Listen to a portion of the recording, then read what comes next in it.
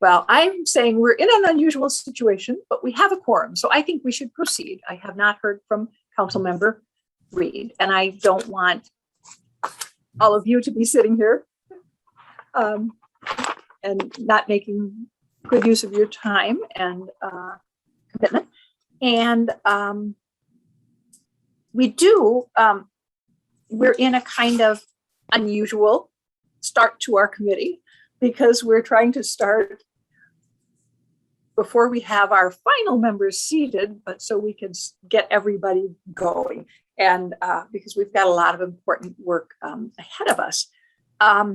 So what I think, one of which is, and we can't do this till we have the full committee, selection of a chair. So we are also a committee without a chair at this moment. So having no other real way of figuring out how to do this, I'm going to just take that role of taking us through the agenda. Obviously, I can't vote or anything like that, but it seemed to be the most expeditious way to get us going. So I actually would really just like to start our meeting. This is the inaugural meeting of our Social Services Committee, even though we don't have quite everybody seated, but we will soon. And we have, as Jessica said, a relatively short agenda. I also, what I think would be good is, since this is our first committee meeting, I'm just going to introduce myself. I'm Sarah Flax, Housing and Grants Manager for the City of Evanston, and that ask each of you committee members to please introduce yourself, and then we'll move into our agenda. So, who wants to start? I can go first, Sarah. Hi, everybody. My name is Derek Ohanian, and I'm a resident of Ward 3 over here in South Evanston. I've lived in Evanston for the past couple of years, but lived in the Chicago metro area for probably the last 7 years now. And I'm really excited to be a part of this group. I think we can do a lot of great work for the city.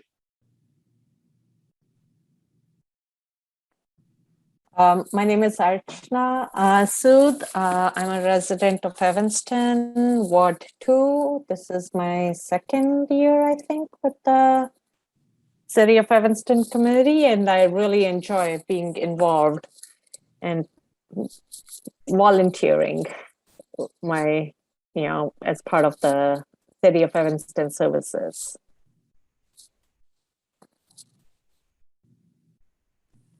I'm Demeter Cravens. I've been a resident for about 8 years in Evanston. I'm currently in Ward 6, but I was in Ward 5 for most of the time until last year. I started off on the mental health board for the last 2 years. I'm actually a mental health therapist, so mental health is really important to me.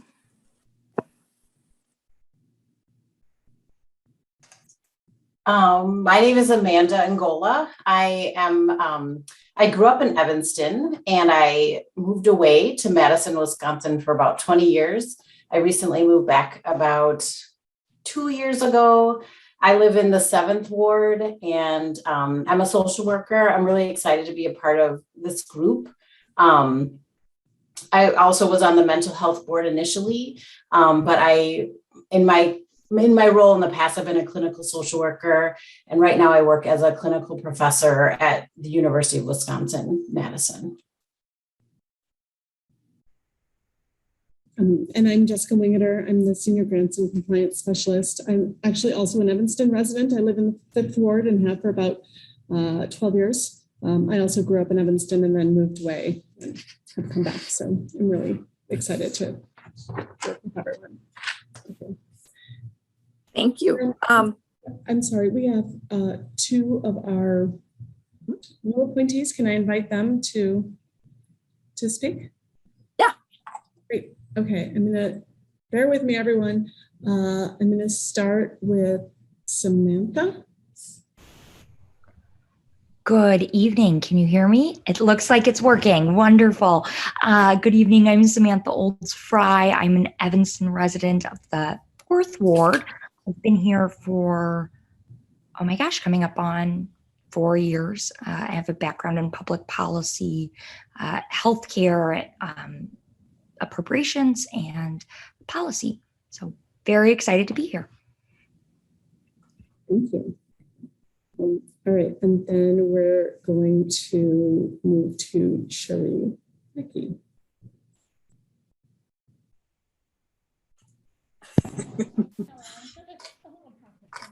My name is Sherry Lackey. I am a resident of the company. Sherry? Yep, Sherry. And I actually grew up in Sophia, Illinois, and then I moved to. Sherry, I'm so sorry. You're really quiet. We're having trouble hearing you. Is there a way for you to get closer to your microphone, please? Yeah, can you hear me better now? Can you hear me better?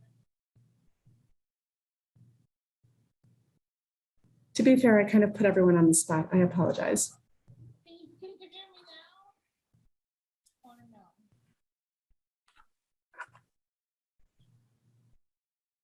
You're still pretty low.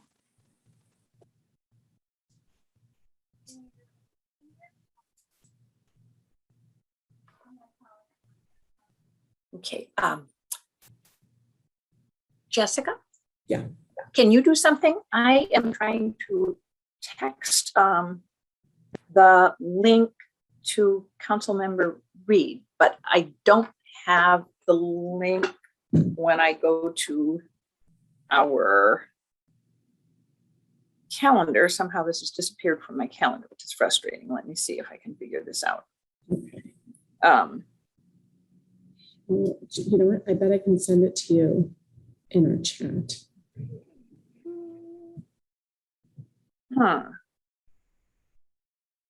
I'll check my other version of my calendar. No, it's not on my calendar. How can that happen?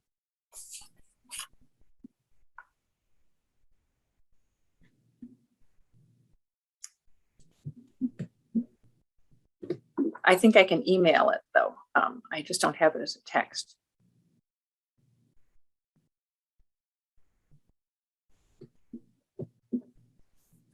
Oh, on your phone? Okay. But again, I need to find, I have to do this on my computer, so it'll be much faster. I can't do much of anything on my phone, sorry.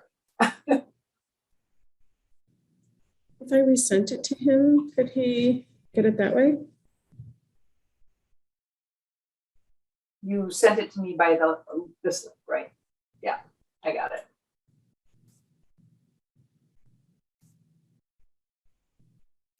I see Councilmember Reed in the attendees list. Oh, is he there? Okay. Thank Yeah, I you think for so. that. Councilmember Reed? Hello. Yes, Okay. I'm he's here. there. Yeah, I was here. I was just as a webinar guest. I wasn't able to speak Oh, or I didn't even see interact. you in there. I'm sorry. And I was trying to send you the link. Yeah, I didn't know if Text it there was to a you. separate link to actually be a part of it. This seems to be set up as join as panelist. There we go. Okay, well, you're here now. That's the important thing. I apologize for our technological failures here. We're very glad to have you here. Councilmember Burns is at a TIF meeting, so, but we do have a quorum. Yes. Thank you. Councilmember Reed, I don't know if you heard my explanation of how we can't vote on a chair till next meeting. So I was going to just do the role of just saying what agenda item we are on and stuff like that. Sure. And then and for this committee, correct me if I'm wrong. This committee reports directly to council. no, it reports to the Human Services Committee.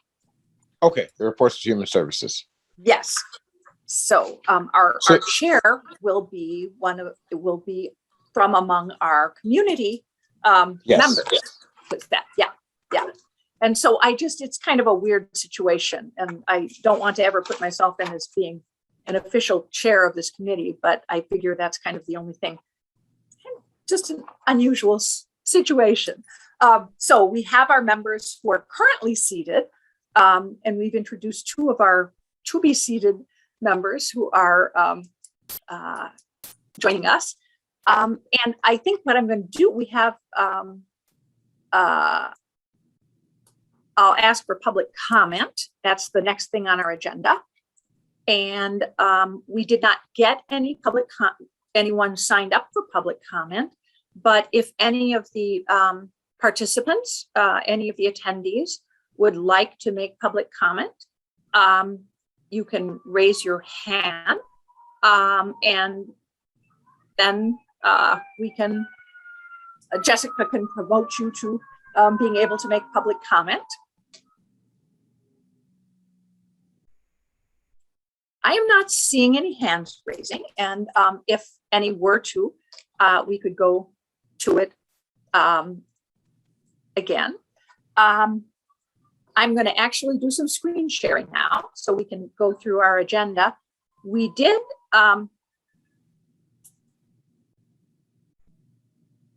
introduce everyone, except we didn't give Councilmember Reed a chance to introduce himself. So I would like to do that. Sorry, I'm. Oh, yeah, I will take 2 seconds. I am Devon Yes. Reed. I'm the council member for the 8th Ward. I am one of 2 aldermen who are serving on the Social Services Committee. I think this is, an extremely important committee. I'm glad that we've reorganized the former committees to be more purpose oriented. And so thank you, Sarah, and Jessica for leading on that, and everyone else who's a part of that. And particularly important, one of our big tasks coming before us in the near future is to likely have a large say in how some of the ARPA funds are spent, particularly in the social services realm. So looking forward to being part of that discussion. So thank you. Absolutely. Thank you, Councilmember Reed. Okay.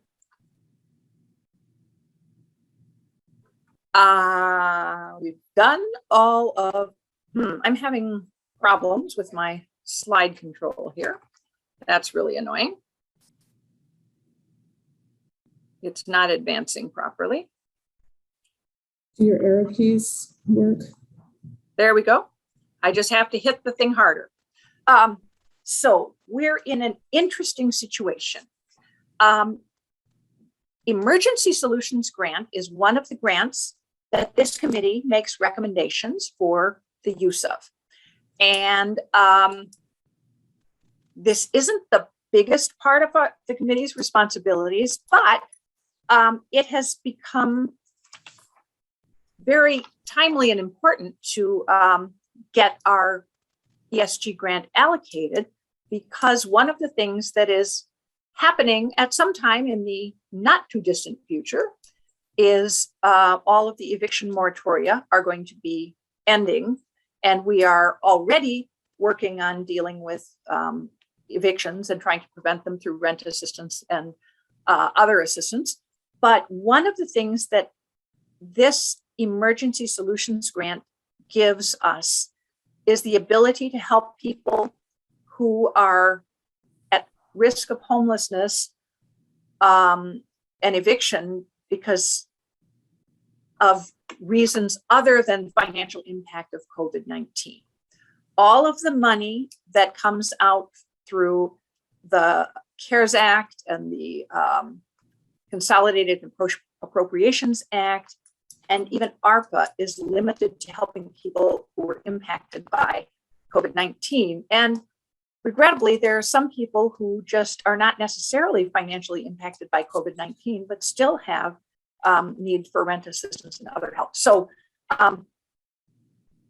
this committee will has the responsibility for allocating our Emergency Solutions Grant, or making a recommendation for that allocation to council for its uses.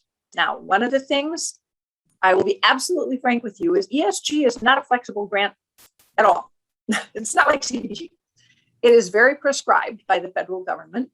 The eligible uses are street outreach, shelter operations, case management, and direct assistance for people who are homeless or at high risk of homelessness. HUD has 4 definitions of homelessness, and one is literally homeless, living in a place on the street or a place not fit for human habitation. And people who are in that type of a situation are eligible for rapid rehousing money. So that is housing assistance to get them into into permanent housing, into an apartment. There's also prevention funding, which is the other form of direct assistance, and that is to prevent people from being evicted, usually for lack of ability to pay, obviously. So they are the other category of homelessness, and there are 3 versions of that. We're not going to go into that. It's not really relevant. But so really, we have not only limits on how we can use the funds, we have limits of what proportion of funds can be used for which of these services. And that is coming out of the Hearth Act, at which emergency, the ESG, when they moved ESG from emergency services grant to emergency solutions grant under this new way of using funding. Prior to that change, really all of ESG was used really primarily for shelters and street outreach. That sort of not for the getting people into housing or keeping them housing. And the change to that was really driven by the Housing First strategy that HUD adopted at that point. This was during the Obama administration. Anyway, so what happens with ESG is we really have 2 agencies that get ESG directly. One is Connections for the Homeless, and one is the YWCA. And Connections for the Homeless is our provider of street outreach work. They also provide shelter, so we fund them for shelter operations. And they provide prevention and rapid rehousing services. The YWCA provides for shelter, so they get money for shelter operations. Now, what happens though, and people have asked about this, and I want to make it clear, we have other agencies that work with families that need that direct rent assistance. But when you have this amount or lack of amount of money, our entire 2021 grant is $156,606. It really is not effective to divide it up into little pots of money for multiple providers. And in order to be eligible for emergency solutions grant money, you must be a active member of the Suburban Cook County Continuum of Care, which is what Evanston is a part of. And so in essence, there are an awful lot of restrictions.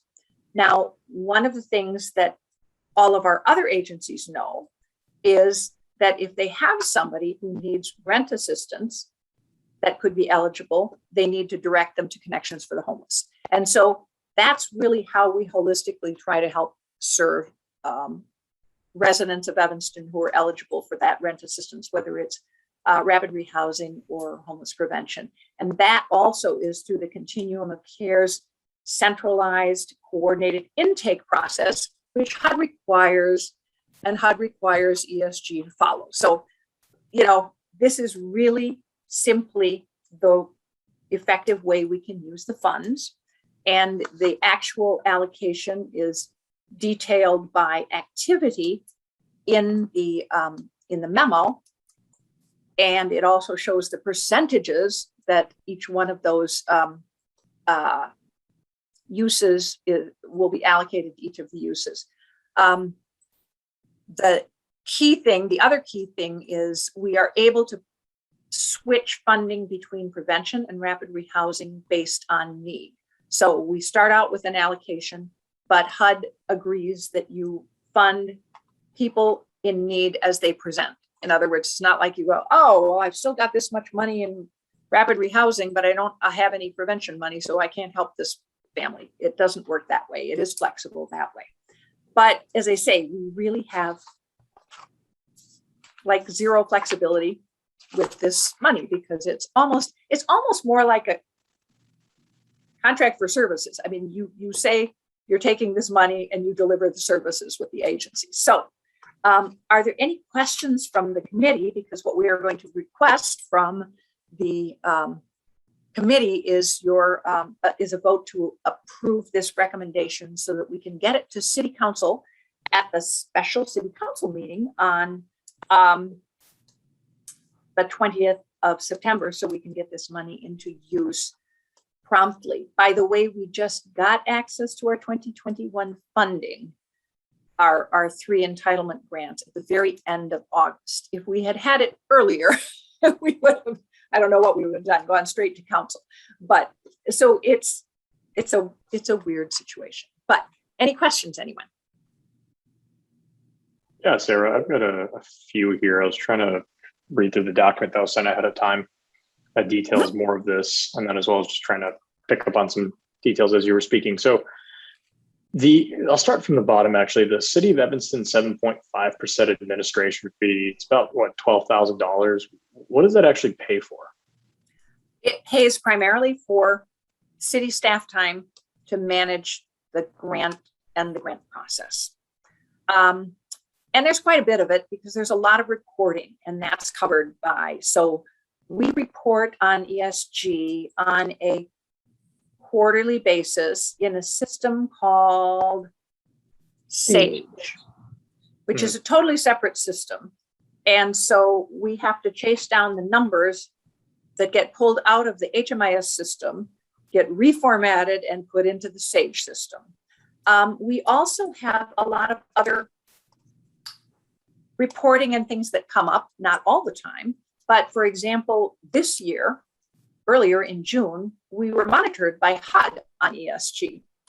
And so we spent quite a number of hours going through all the paperwork, and HUD does very detailed monitorings. We literally have to get files that they can review and make sure that income certifications are being done correctly. It also allows for staff time that is used for the ESG portion of preparing the action plan and doing a lot of other related things. All 3 of our HUD entitlement grants are covered by a 5-year consolidated plan, and then each year we develop an action plan. And even though it sounds like it's very sort of formulaic, but there's an awful lot of time on all this stuff. And also, Jessica, we don't wait for HUD to monitor. We do regular monitoring and follow up with our providers, and we have to make sure that when we pay, this is paid on a reimbursement. We have to go through all the invoicing and make sure things match up. And one of the really challenging things, each year we get ESG money, and we have up to 2 years to spend it from when we actually receive it. And depending on timing, there are times we have 2 years of applications open. And one of the things we have to check is the right applicant being billed in the correct year. So there's unfortunately a great deal of paperwork for not a whole lot of money. Mm-hmm. If I could just add, Sarah, I'm sorry, we report ESG annually, but we report ESG CV quarterly. Oh, yeah. A lot of work. Yeah, that's true. And they each have their own admin, but the other compliance stuff and managing payments and all that stuff is what this covers. Yeah. Yeah, thank you for that, Sarah. That's really helpful. I think just as a tangent off of that, just sort of a two-part question here is, do we know how much of the remaining money that going towards Connections for the Homeless and the YWCA would be then spent on their administrative costs? And then is there an overall estimate of how many people this would actually impact and help? Uh-huh. They don't actually spend it on their administrative costs. They spend it, Connections uses it for staff who are direct program providers, street outreach workers, some of their case managers. They actually spend generally a very small proportion of it on staffing, with the exception of some of the street outreach where much of the work is staffing. Most of it is spent in prevention and rapid rehousing. Most of that is direct pass through to the landlords. One of the things about ESG is normal ESG, not in COVID time, and that's what's going to happen with the 2021 ESG. It doesn't get the waivers that we got with 2020 ESG.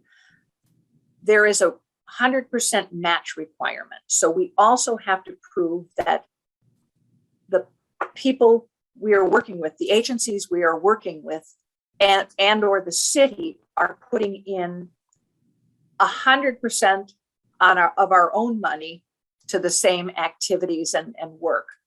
And so what usually happens is Connections, for example, uses a large proportion of its staffing that is funded, I believe, most of the time through the Illinois Department of Public Health or one of the other state agencies, and that is used as the match. So that's the other thing. You spend more time doing paperwork than you sometimes have money to spend. But you know, it really is.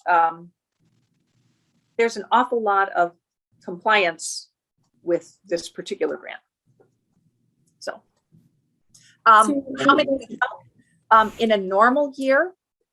Jessica, maybe you can do better on this. I think that many of the times are during the pandemic, we have been giving people much longer periods of rent assistance because many people didn't regain any income.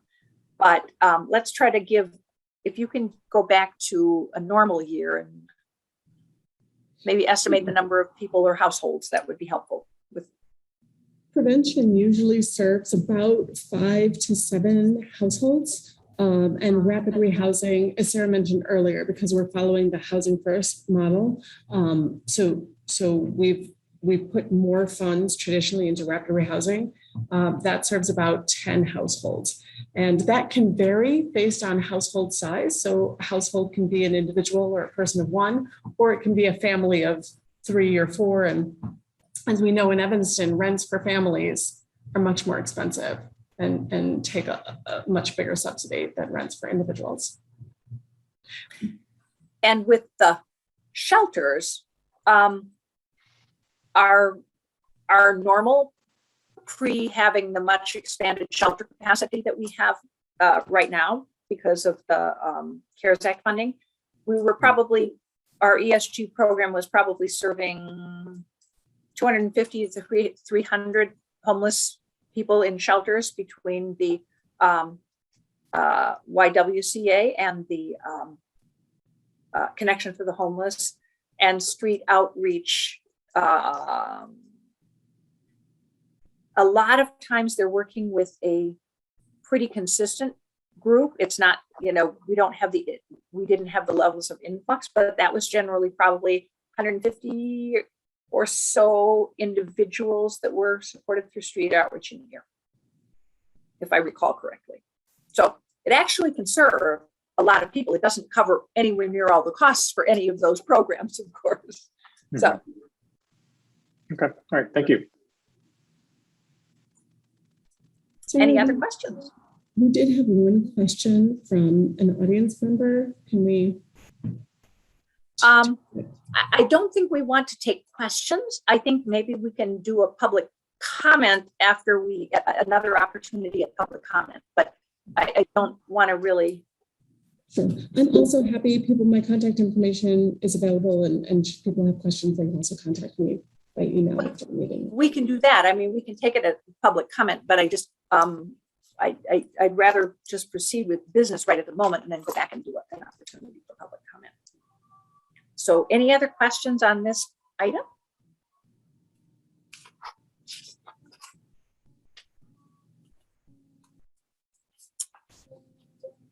And barring any more questions, can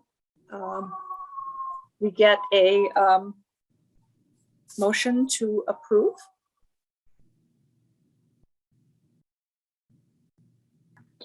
I will motion to, well, I'll let someone else actually do it. I'll second it. I was going to say, I forgot the, oh, go ahead, Councilman.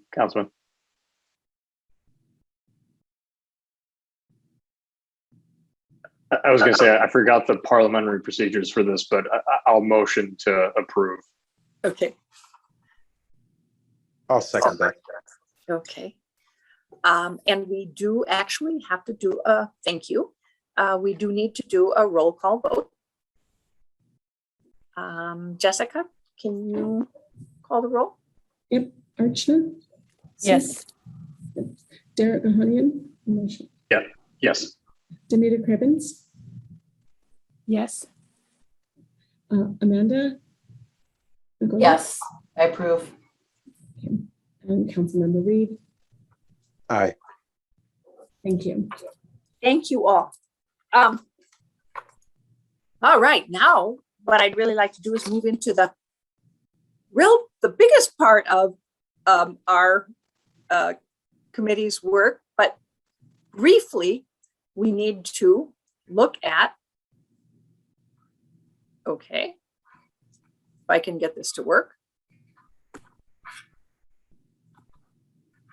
The meeting schedule, because you have to improve your meeting schedule, but what Jessica and I are proposing doing is having a special meeting Thursday, September 23rd, to make allocations of our primary funding responsibilities, which is the CDBG public services funding and the human services funding that is city funding that has historically been called mental health board funding. And we really are anxious to get that allocated to the agencies, and we are excited to be able to, we hope, have a full committee member, full meeting of all committee members on September 23rd, if that will meet committee members' schedules. This is something that traditionally we have in person. We would reserve city council chambers, but it probably could be a hybrid or virtual. We can work that out. We know it's a lot of us aren't anxious to be in large rooms full of people. But so we would like to ask to see if your calendars can accommodate that. Because we really would like to then be able to get the recommendations of the committee to council. First to human services in the October meeting, and then on to city council, and get money out to the agencies yet in the month of October. So I don't know if everybody is going to be able to absolutely check their calendars. I think this is something that we can do a follow-up check and actually confirm, and just to confirm a special meeting later on, but we did want to bring it up and see if we, at least initially, look like we could get most of our members or all of our members. Yeah, I'll chime in and say that I think that sounds fine. I think we can determine the special meeting between now and the 23rd by email. I do just, and then we can confirm this regular meeting schedule if that's what you're asking. Right, because that's just the meeting schedule that is actually in the ordinance. So if we can confirm that, that would be great. And I appreciate that, Councilmember Reed. We can follow up with everyone so that we get to everyone, because not everyone is here tonight. So yes, and then also, I will make the motion to approve the regular meeting schedule for Thursday, October 14th, November 11th, and December 7th at 7 p.m. Can we get a second? Yeah, I'd second that. All right. And then also, so I do want to make one follow-up, just point of clarity. I do certainly appreciate Ms. Flex, you leading the meeting. I wonder if we can, after this motion, appoint one of the residents as just a temporary chair. So if there is a chair-like decision that has to be made. It is made by some. You can continue. I think you're doing a great job, but if we can, I'm fine I with think that. that's just I the think that's proper a good procedure. suggestion. Yeah. Okay. Okay, let's call the roll on this just so that we get through that, and then we'll get a temporary chair. Archana? Yes. Thank you. Derek? Yes. Demita? Yes. Thank you. Amanda? I, Thank you. And Councilmember Reed? Aye. Okay.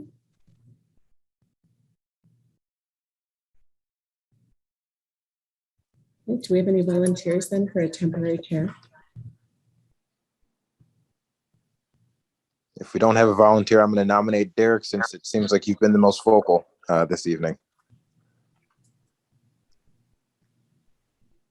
I'll accept. I think I just want to follow up with Sarah, you and Jessica, just to understand a little more about what that entails. But Just temporary. This just for today. And then we'll. It's just, yes. And I think that's appropriate. I didn't even think of that, Councilmember Reed. I appreciate that. I should have thought of that earlier. I can go back. We actually have, those are the action items that are required. So the remaining things are if we want to ask for anyone else giving another opportunity for public comment, so that our audience members' questions or information is put into the public record. And then we have a staff sort of presentation just to walk everyone through the next steps on the allocation process. So.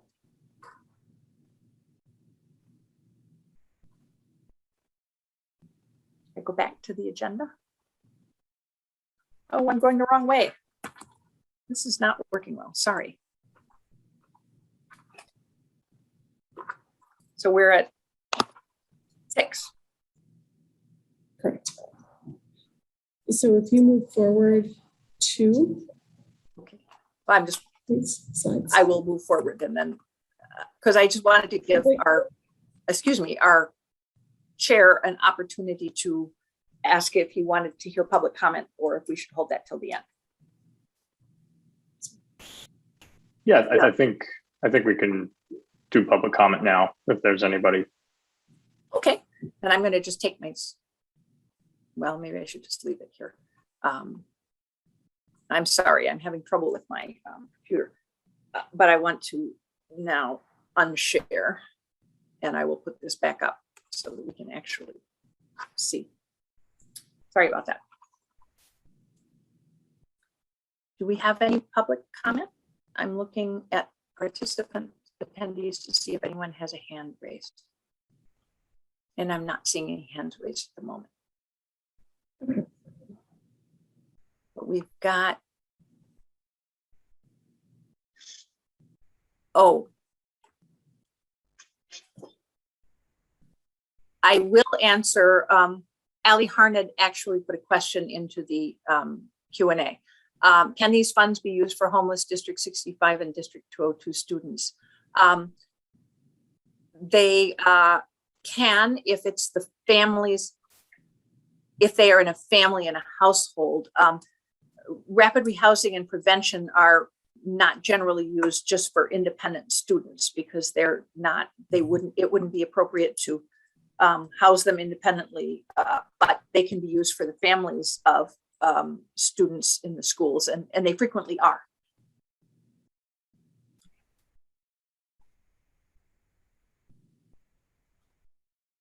So I think that might take care of everything. Yeah, I don't think I see anybody else with their hand raised. All right, I'm going to go back to the screen sharing, this is a very frustrating computer. It jumps around without me doing much of anything. But I'm going to turn this over to Jessica to explain, and I'm going to try to run the slides as she needs them. Thanks, Sarah. Right. Really is the toughest job.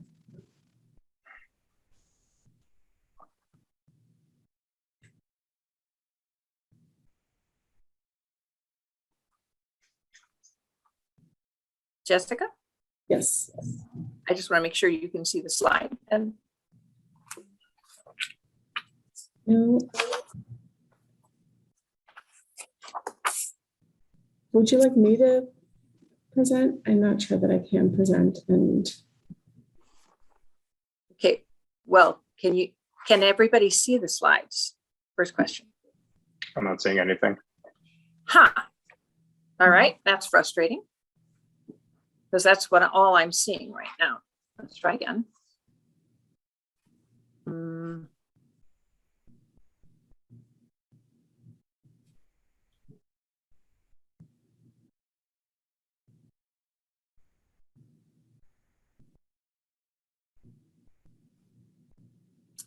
Try again.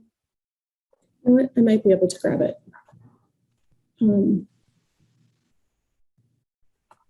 Bear with me. Oh, are you sharing now? I think we're offsetting each other. Okay. So I'm going to stop. Okay. Okay. I am not sharing now. Okay.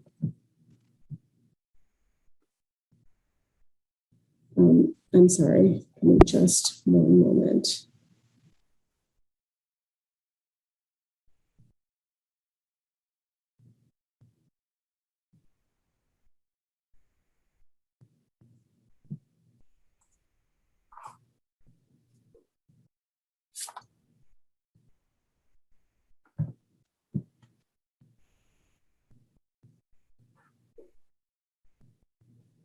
I can see your screen.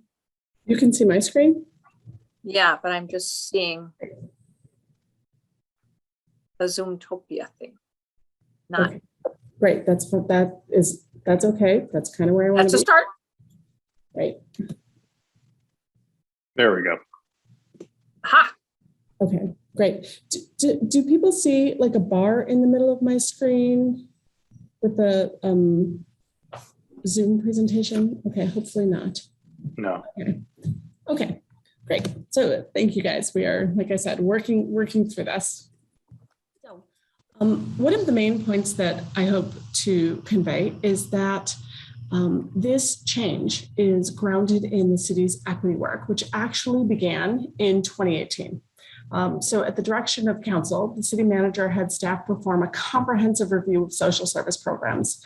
The goal was to identify performance measures based on needs and outcomes, improve service delivery, and improve our allocation process. The main social services that the city offers include basic needs like food and housing, supports that increase self-sufficiency like education and employment assistance, and supports for youth. So this is our summer youth employment program and our enrichment programs. And these services are not just the services that we fund externally, but they're also services that are offered by internal city programs. The findings of that study in 2018 were inconclusive. What we did learn that our biggest challenge is inconsistent collection of data. And our biggest shortcoming is that people had difficulty finding appropriate services when they needed them. So in 2019, council also directed staff to build racial equity into our provision of services. The city believes that equity is about offering more to those who need more. It's not about equality. And we can talk about that if there are any questions. But we recognize that government can't be all things to all people, but government should be a central point of contact that connects residents to the resources needed to address harms caused by systemic racism and historically racist practices. So that equity work, again, is foundational to our restructuring of the allocation process and to the restructuring of our committees. The bullet points on this slide really outline the impact this work has had on the way the city supports public services. So our key is how this new process receives input from people using and in need of services. The allocation process aligns with resident needs and empowers those using services. It also allows for measurable outcomes. Individuals and families should be able to stabilize and reach self-sufficiency in our community through this process.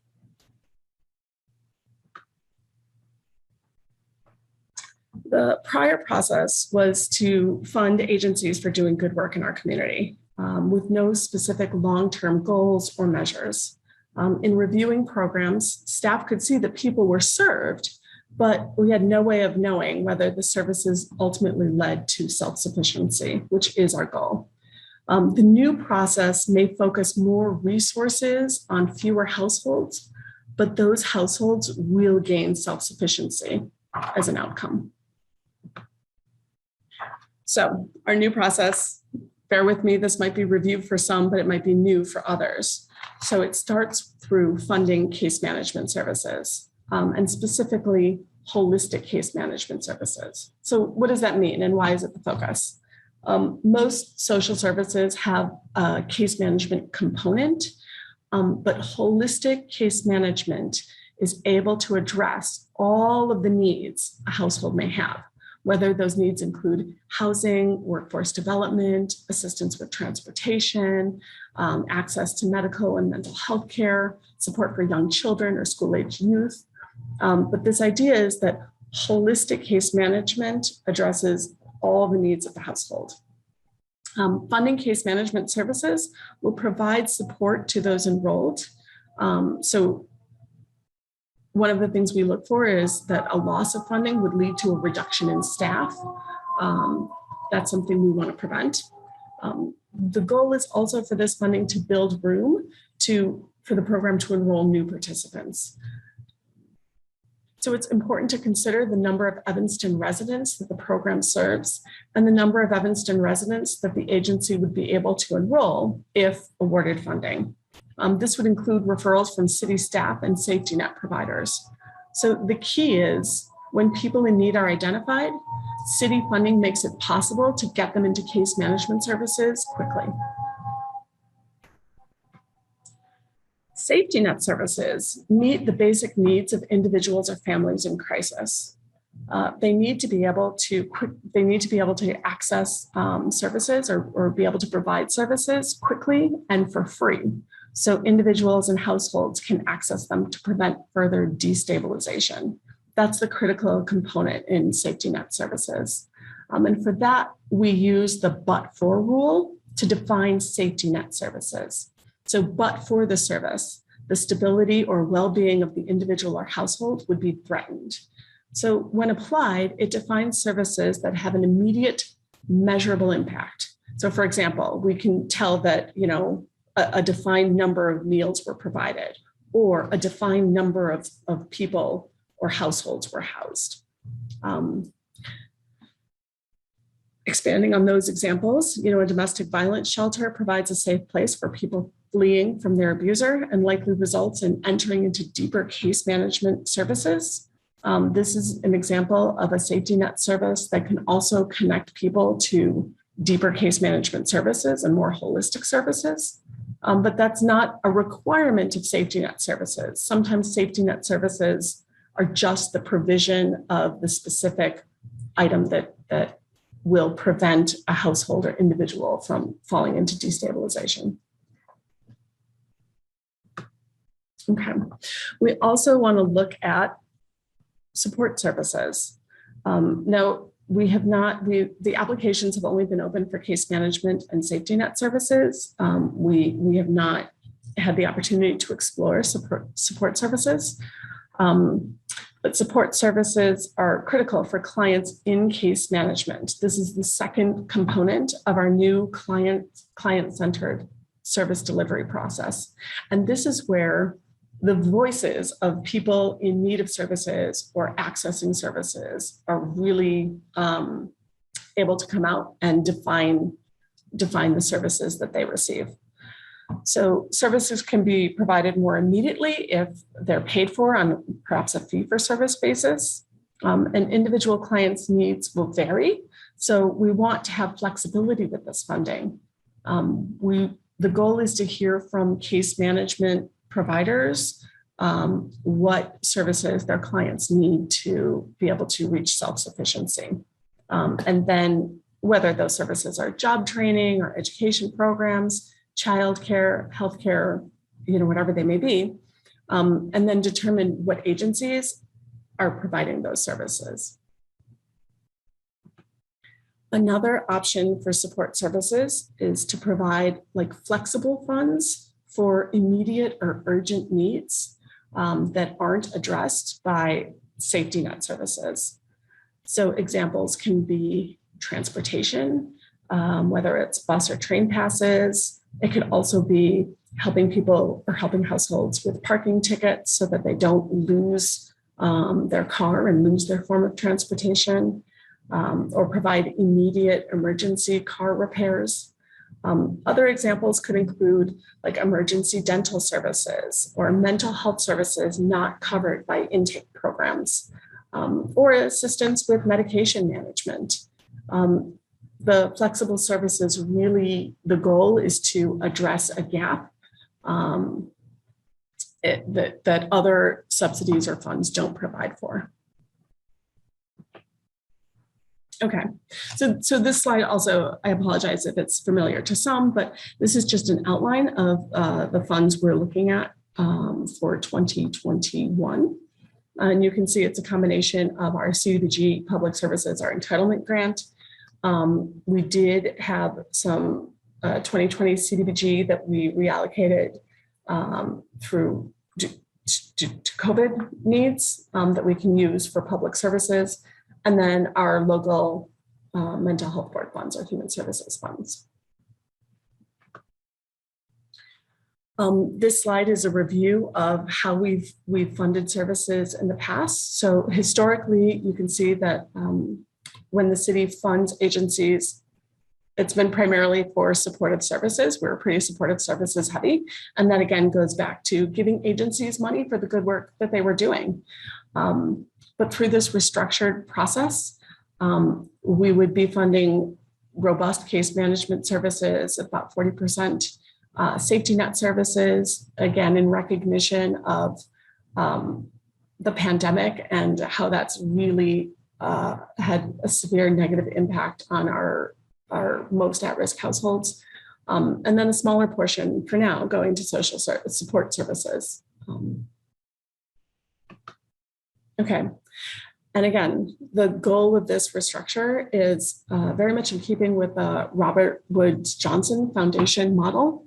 The city believes that racial equity is an outcome where one's race or household income no longer determines social outcomes, but it's also a process where the goal is to involve those most impacted by structural racism in the creation and implementation of practices that affect them. And again, that's where people using services are empowered to identify the services that they most need to thrive, and city funding would go to support those services. Staff believes that this restructure will provide the most support to address not only the COVID-19 impact, but also to incorporate our racial equity model. Our federal funds, so the CDBG portion of these funds, are held to certain restrictions. They must serve at least a population that's at least 51% low moderate income, and that's by award, not overall. Funds can be used to support a new service or a quantifiable increase to the level of existing services. Funds, especially CDBG funds, can't be used to provide operating costs. So our federal funds are restricted by these guidelines, but we also think that these are good guidelines for our local funds, even though there is a little bit more flexibility with our local funds. We like holding them to these same standards. Okay. So agencies have applied, as we've said, for case management, for case management and for safety net services. The agencies in blue, we feel are our case management services or our case management applicants. And then we also have our safety net applicants, and those are in orange. Based on the way agencies applied, we do believe that there are some that fall under sort of this category of supplemental services. So they're not quite holistic case management, and for various reasons, they don't quite fall under our safety net category. But this is just a quick visual to show how, based on the applications, staff believes, again, what falls under case management, what falls under safety net, and then what we need to kind of reconsider. Any questions at this time? I can stop. Hey, Jessica, one quick thing. If you could go back to that previous slide that you just had. Yeah. So I remember reviewing these earlier this year for case management and safety net. Are these final allocations? Have these been approved and granted? No, thank you for that question. So the amounts listed are the amounts the agencies requested in their application, but these are not final allocations by any means. Okay, good, thank you. One of the things that Jessica pointed out is some of the applications for that were in case management are not really don't meet the requirements to be the robust case management. They are case management primarily around a specific limited type of service. And so we've, for purposes of this chart, showed where we as staff feel they really fall more into how the service works. And this is something that actually will be a discussion. Something that we believe needs to be discussed more in detail by the committee, because it doesn't mean they aren't something that is worthy of funding and isn't needed in the community, but it doesn't, based on their application in our assessment, they don't really meet that case management goal. And that doesn't mean we can't work with agencies if they want to grow and expand their services to do that. Those are the types of things I think that we need to work out with the committee, and then staff can work with the providers to direct them or work with them to find out which category they really do fit in. We asked a lot of our agencies to apply in a whole new system during a pandemic, and they responded incredibly well, but it is a process. And I think we're going to see some agencies or some programs going from one category to another in the way I think we want to track and evaluate them, because we don't want to put something in a category where they're not going to meet the measures, because then we're going to be measuring them as not effective at that, but they may be very effective at dealing with a specific need. Does that make sense? So, but we think we have to ask the committee if you agree with us, and then fund them in those categories and work with them from there. I have a question. So it sounds like,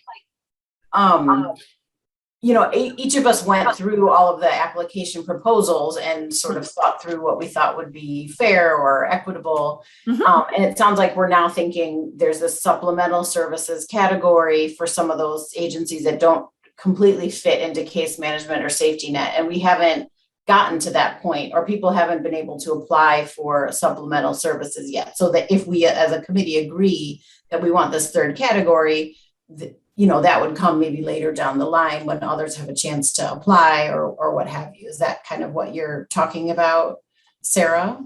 That could be possible.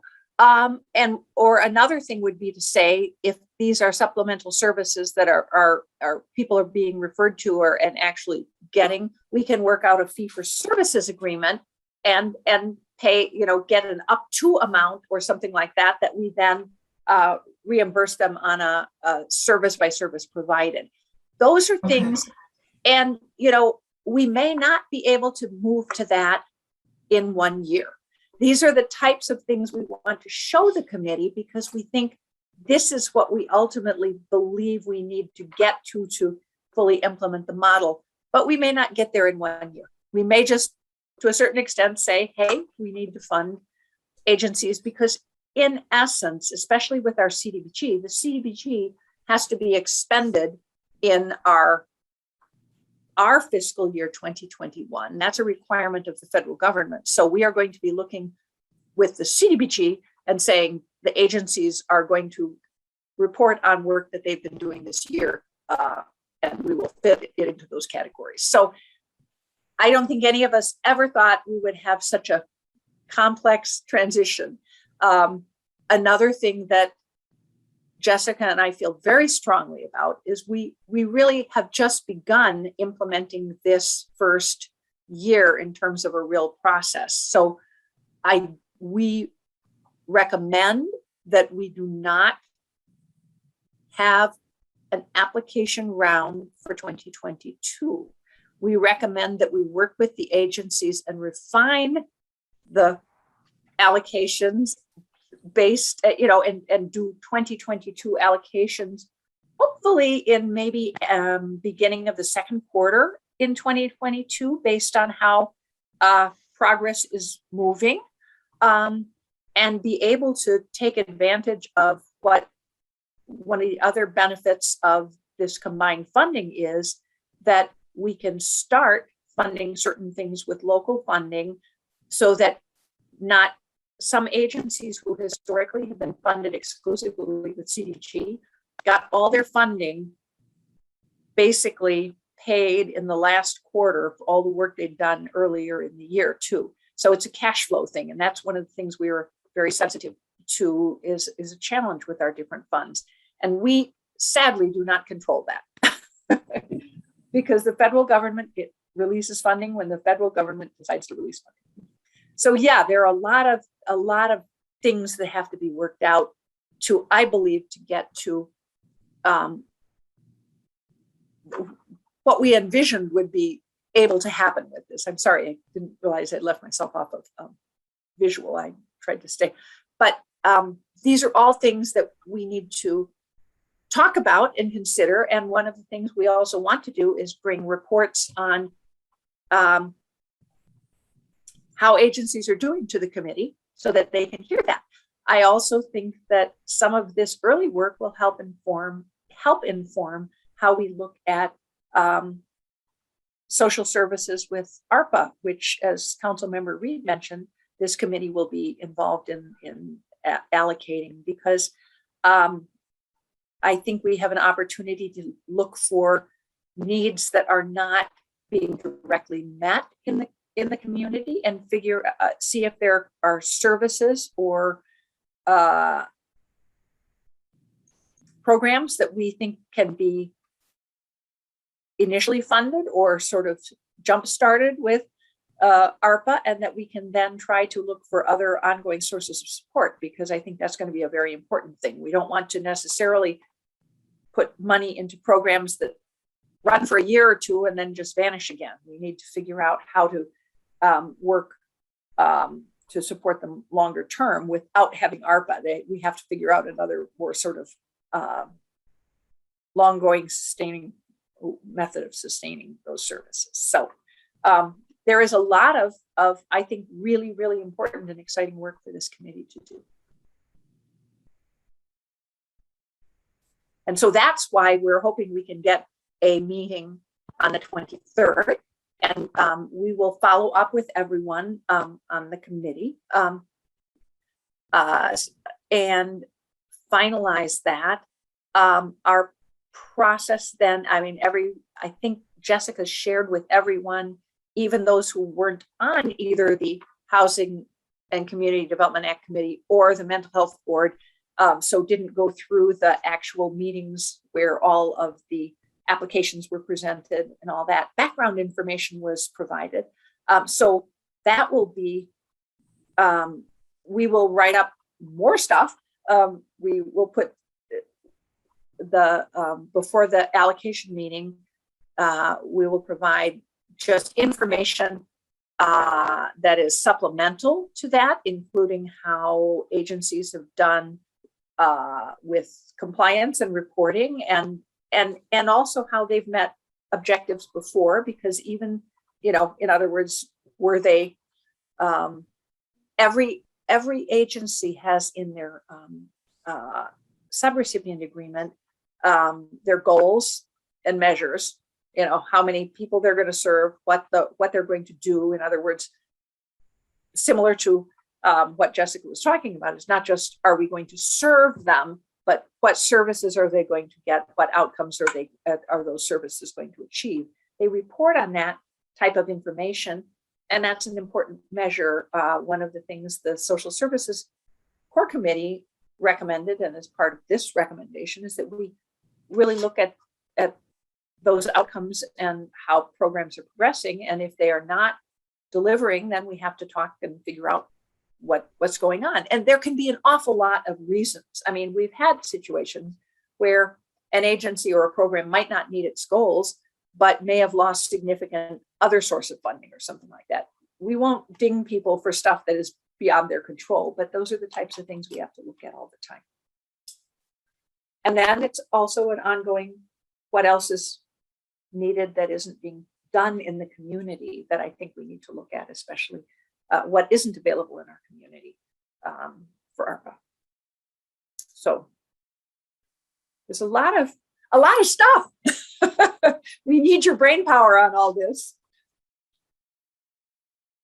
But this was also one of the challenges getting our committee up and running, is to give not just the part of the purpose of Jessica going through this is not just for the members of the committee, because many of you went through this whole transition with us, being on one of the two committees that were merged into this, but also so the public has a better understanding of what is happening.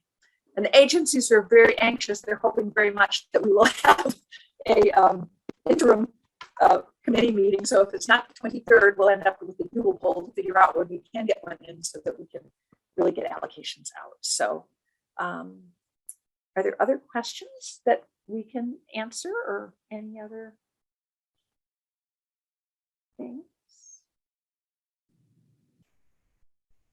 All right. Well, and Sarah, if I could just share, thank you so much, because I did not mean to gloss over. All of the agencies did submit phenomenal applications, and we know that they do excellent work, and it is just a matter of working with them to see how agencies fit into holistic case management, safety net services, and then our support services, and all are needed. All right. Well, there is no direct action on this, Chair Ohanian. So, and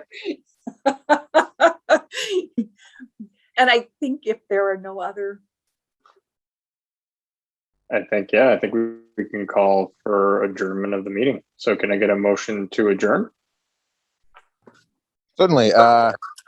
Nor I will just, as a point of interest, we can just adjourn the meeting without that, since there's no further business before us, but also I will motion to adjourn the meeting. I second.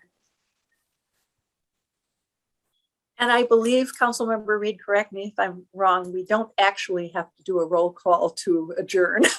No, we don't. Thank you. Not in this instance, since we're,